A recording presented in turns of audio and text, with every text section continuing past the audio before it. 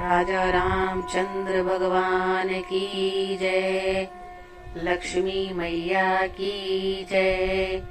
गणेश भगवान की जय। ओम गं गणपतये नमः। ओम श्रीं ह्रीं श्रीं कमले कमलालये प्रसीद प्रसीद। श्रीं ह्रीं श्रीं ओम महालक्ष्म्यै नमः।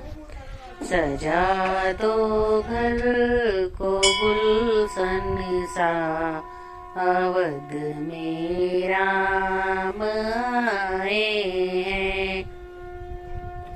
सजा दो घर को गुलशन सा, अवध में राम आए हैं।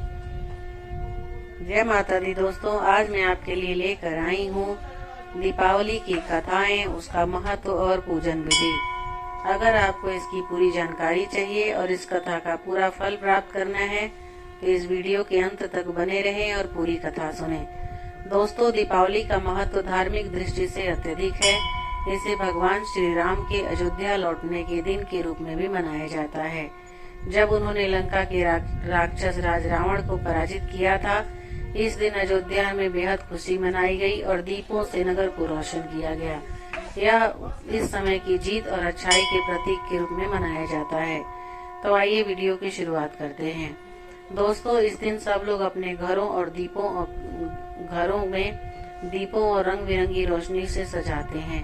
दिवाली के पीछे कई धार्मिक और सांस्कृतिक मान्यताएं हैं जो इस दिन के महत्व को और भी बढ़ाती है। यह त्योहार न केवल भगवान राम के अयोध्या लौटने की खुशी मनाता है, बल्कि माँ लक्ष्मी के आगमन और समृद्धि की कामना का भी प्रतीक है। इस दिन लोग धन की देवी से समृद्धि और सुख शांति की कामना करते हैं। दिवाली पर दियों का जलाना एक प्रथा है जो बुराई पर अच्छाई की विजय का प्रतीक है। घरों के आंगनों, छतों और दीवारों पर दिए और मोमबत्तियां जलाकर सजाया जाता है। यह न केवल धार्मिक महत्व रखता है, बल्कि घरों को सजाने का एक तरीका भी है। सर्वप्रथम तो दिवाली सतयुग में ही मनाई गई थी, जब देवता और दानवों ने मिलकर समुद्र मंथन किया। तो इस महाअभियान से ही ऐरावत, चंद्रमा, उज्जैश्रवा, परिजात, वारुणी, रंभा आदि 14 रत्नों के साथ हलाहल विष भी निकला और अमृत घट के लिए धन्वंतरी भी प्रकट हुए।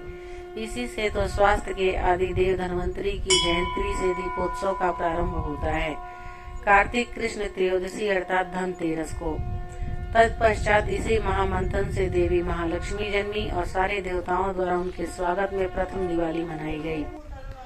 एक अन्य कथा के अनुसार भगवान श्री राम रावण का वध कर लंका पर विजय हासिल करने के बाद अपने भाई लक्ष्मण और पत्नी सीता के साथ 14 वर्ष का वनवास भोगने के बाद कार्तिक मास की अमावस्या तिथि के दिन अयोध्या लौटे थे। उस दिन अमावस्या तिथि थी और इसलिए लोगों ने पूरे नगर में घी के दीपक जलाकर उसके रोशन किया था। इसलिए हिंदू धर्म में दिवाली का विशेष महत्व है। मान्यता है कि इस दिन सत्य की असत्य पर जीत के बाद भगवान राम अपनी नगरी लौटे थे और इसलिए इस त्योहार को हर साल बड़ी धूमधाम से मनाया जाता है। इस दिन हर तरफ रोशनी और जगमगाहट नजर आती है। दोस्तों, द्वापर युग श्री कृष्ण का लीला युग रहा और दीपावली में 2 महत्वपूर्ण आयाम जुड़ गए। पहली घटना कृष्ण जी के बचपन की है। इंद्र पूजा के विरोध कर गोवर्धन पूजा का क्रांतिकारी निर्णय लेकर श्री कृष्ण ने स्थानीय प्राकृतिक संपदा के प्रति सामाजिक चेतना का शंखनाद किया और गोवर्धन पूजा के रूप में अन्नकूट की परंपरा बनी। कूट का अर्थ है पहाड़, अन्नकूट अर्थात भोज्य पदार्थों का पहाड़ जैसा ढेर, जैसे अर्थात उनकी प्रचुरता से उपलब्धता।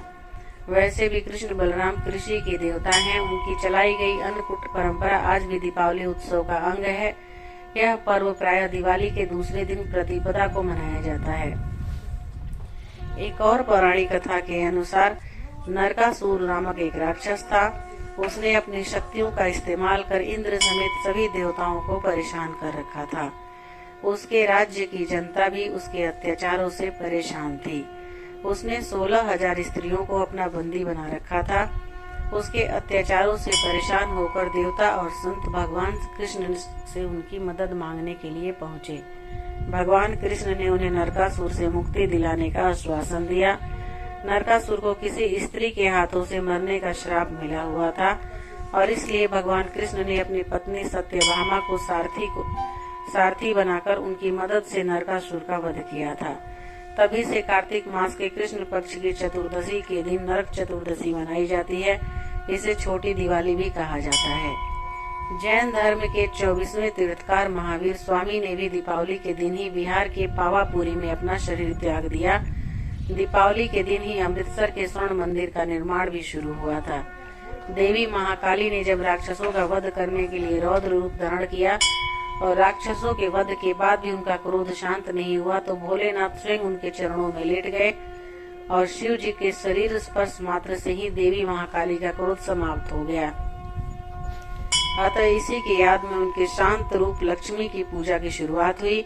इसलिए दीपावली की रात महाकाली के रौद्र रूप काली की पूजा का भी विधान है। दिवाली को लेकर एक कथा पांडवों के घर लौटने को लेकर भी है। आप अगर याद दिला दें कि पांडवों को भी वनवास झेलना पड़ा था, जिसके बाद पांडव घर लौटे और इस खुशी में भी पूरी नगर को जगमगा दिया गया और तभी से दिवाली की शुरुआत हुई। भगवान श्री कृष्ण बोले कि हे राजन, एक कथा और सुनिए।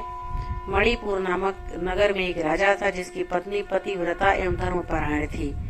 एक दिन उसकी पत्नी अपनी छत पर स्नान के निमित्त अपने गले के सुंदर कीमती नौलखा हार को उतार कर वहाँ स्नान करने लगी।